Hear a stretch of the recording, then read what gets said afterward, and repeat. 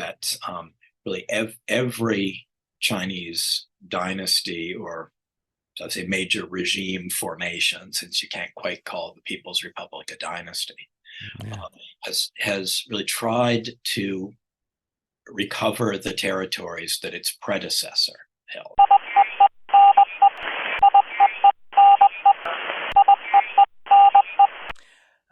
Dr. Graff, what I'm wondering is that what's the legacy of China's long imperial military history to modern China now?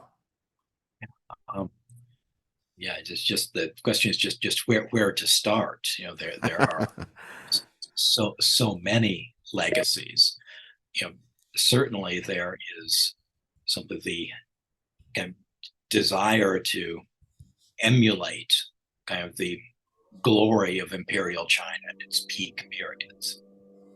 So What do they look back? What do they point to when they talk certainly about peak period? where we started, the golden age in the first half of the Tang Dynasty. They go Again, back to the Tong. when Chinese today think of the Tang Dynasty, unless they're academic specialists, what they tend to think of most reflexively is the first half of the dynasty before the Yeah.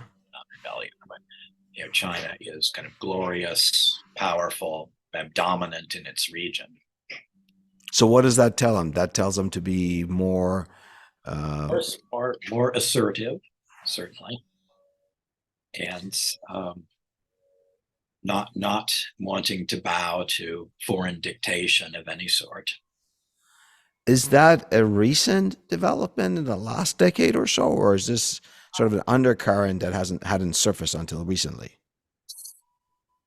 This certainly has been present for a long time, and so you can find it too in Mao's China, but and in Mao's dealings with the outside world, but certainly for a while, Chairman Mao felt that he had to play second fiddle to Stalin, and certainly today, China finally, you could say, has the wherewithal to throw its weight around. Of course. In a way that it could not in the 1970s, let alone the 1980s or the 1990s. Going back to Chairman Mao, I think China went to the brink of war with the Soviet Union, or perhaps they even fought a war. Um, Had the skirmishes. Shots were fired and there were casualties. Okay. Especially in Junbao Island. Yeah. I know that President Xi and prior premiers have referred to this phrase 100 year, the 100-year humiliation, 100 years of shame. Century of humiliation. There you go. Does this play in China's military muscle flexing now? So yes, it does. Yeah, all of these the answers here have to be complicated and nuanced, and Yeah. longer than you would like. But and this century of humiliation starts from the first Opium War that we discussed in the last segment. Yeah. Conventionally counted from the first Opium War to the establishment of the People's Republic of China. When Chairman Mao declares that the PRC has been established, right, and China has stood up. Does this inform us at all about? I know we're talking history, but now I'm intrigued because you're talking about the first half of the Tang Dynasty, where they were offensive, assertive, and that's what modern Chinese elite point to as the Golden Age. What does that inform us about Taiwan then? What it tell them that this helps to explain why they want Taiwan back so badly. Yeah. That really every Chinese dynasty, or I'd say major regime formation, since you can't quite call the People's Republic a dynasty, Yeah. has really tried to recover the territories that its predecessor held. So the Tang were, very keen to get a hold of the territories that the Han Dynasty had held, and they were interested in their early decades in getting a hold of Korea again, because that had been part of the Korean Peninsula, had been part of the Han Empire at its height. Ah, If the Tang failed in that regard, and eventually subsequent Chinese dynasties gave up on Korea, but say the Song Dynasty always had a sort of a psychological problem, because they didn't control the territories that in the Song Dynasty that their Tang predecessors had, especially a psychological the problem. 16 prefectures around today's Beijing were lost to the Khitan or Khitan. Um, so That probably became a sort of a national yes, shame and humiliation for them. absolutely. That was, yes, that's a lot of Northern Song politics. And again, I'm not a Song expert. My friends like Peter Lorge, who do Song history, could speak in depth to this point. But so much of Northern Song politics kind of revolved around, the humiliation of the loss of the 16 prefectures, and what policies should be pursued to recover the 16 prefectures.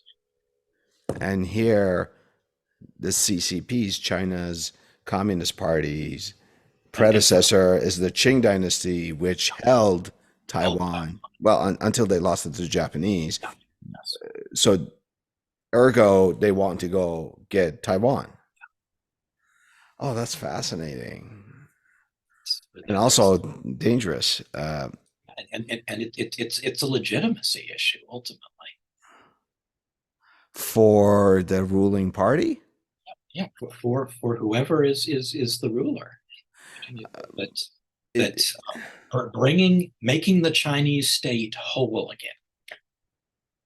when you say it's a legitimacy issue, is this something that ordinary people in China talk about, think about, or is this something the upper echelons are calculating? And this is something that ordinary people care about too, and in part because they have been taught what to think in the process of their education at school and through state-controlled and state-dominated media. But I see. traveling in China, I just can't tell you how many times I've been asked to, you're an American, so why do you Americans insist on supporting those evil splitists in Taiwan? Just like an ordinary person. Yes, quite ordinary people, male, female, not just taxi drivers. Would Wow, this is fascinating. And this is taught in their schools, which they have, I'm sure they have a national curriculum. It's not like us where every county and state has a different curriculum and becomes sort of their national belief, national theme, right? Yeah. I want to go as as we're talking about culture. I want to talk about a movie that I saw on PBS. Review of a movie. It's called Born to Fly. It's China's latest movie, and it's kind of like our Top Gun. And this has a historic precedent for me, anyway. I've read this about the Ming Dynasty. One of the issues that the Ming Dynasty had, and you can correct me if I'm wrong, in its especially later period, is that many families wanted to be in business. They wanted to be merchants. And it was really a burden to go and serve in the military. You actually alluded to that in 2 segments ago. One of the things that this movie does, people should really Google it and see its review. It's about Chinese nationalism, but one of the things that it does, it also is promoting patriotism and service to the country above being in a business and all the luxury that comes along with it. I think there's a scene where a young pilot, his parents tell him to go work for this company or a startup, and he says no, he wants to serve the country. Is that what's happening now? Is that what they're pushing? Well, yes, certainly. I would say that this is an issue in the PRC, and really has been since really Deng's reforms kicked off in the around 1980, and they especially produced results in the agricultural sector first. And under Mao, the soldiers were gotten for the People's Liberation Army nominally by conscription. But in fact, males in the countryside wanted to serve in the military, anybody who was at all able-bodied. So their allegedly conscription system, meant basically turning away, finding excuses to turn away young men who wanted to serve. Because so what period is this? under the Maoist system, if you were in a farm family, in a people's commune, you're almost your only ticket to get away from the farm, out of your commune, out of your production brigade, was military service. Oh, So interesting. that was the golden, or I should say, the red road, the bright red road to social mobility for Oh, peasants, and in part because their life was so hard, and there were so few options. And Deng's reforms made it possible for farm families to get rich, or to at least do considerably better than they had before. And then that led to a problem of with finding the recruits they needed for the men really willing to serve in the PLA. So this is not a new problem. It's just it's a more recent version of it. It's kind of the 2023 version as opposed to the 1983 version. And now it's what they want for the military. What they need for the military are young people with a high level of skills, high tech, modern skills, highly educated is what. And of course, there's competition for yeah, that sort of talent. exactly. And Highly educated that is willing not to go make a gobs of money in a startup and go serve in the military instead, right? have a high tech job. They could be a fund manager, whatever. Yeah. And so you've got so many other options. Why pilot a jet fighter? Wow. Or why be a computer expert for the PLA? Exactly. You could make so much more in the private sector, right? So, but I would say I'm hesitant to extend this logic back to the Ming Dynasty or earlier, Okay. or even the Qing Dynasty, because I think that this is a problem of a modern economy, not a pre-modern economy. And if you think back to Imperial China, the vast majority of the people are farmers. They're in farm families. So if you're born into a poor peasant family, the it's not like you're weighing, should I consider a career in the military versus a career in business? Career in business for 99% of them is a pipe dream. Yeah. And the so the military, though, is a plausible alternative if and when it's recruiting um, to life on the farm. So, say during the warlord period in the 1920s and 1930s, warlords never had a problem finding soldiers for their armies. And like my friend Diana Laurie's written a whole book about this, but about warlord soldiers in that period. And in the late Ming, they actually did find mercenaries willing to fight in their armies. And if you consider for the young man on the farm life means backbreaking labor under the hot sun. It's maybe not every day, but for significant parts of the year.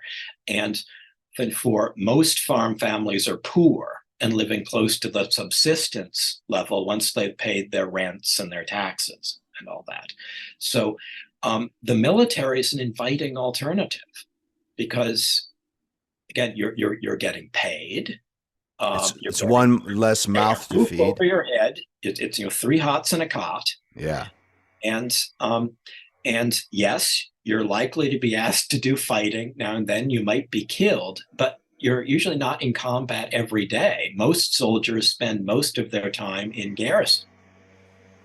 Wow, that's Um, fascinating. so it's not a bad alternative. Yeah. So I see the distinction between that period and this is a modern period issue, but nevertheless, still the issue, and sometimes it resonates when you're reading along China's long history. Dr. Graff, thank you so much for educating me and our listeners. And to our listeners, if you know of any history that could provide more perspective from the past on this subject, please share it with us and tell us what's your perspective. Thank you so much, Dr. Graff. Okay, you're welcome.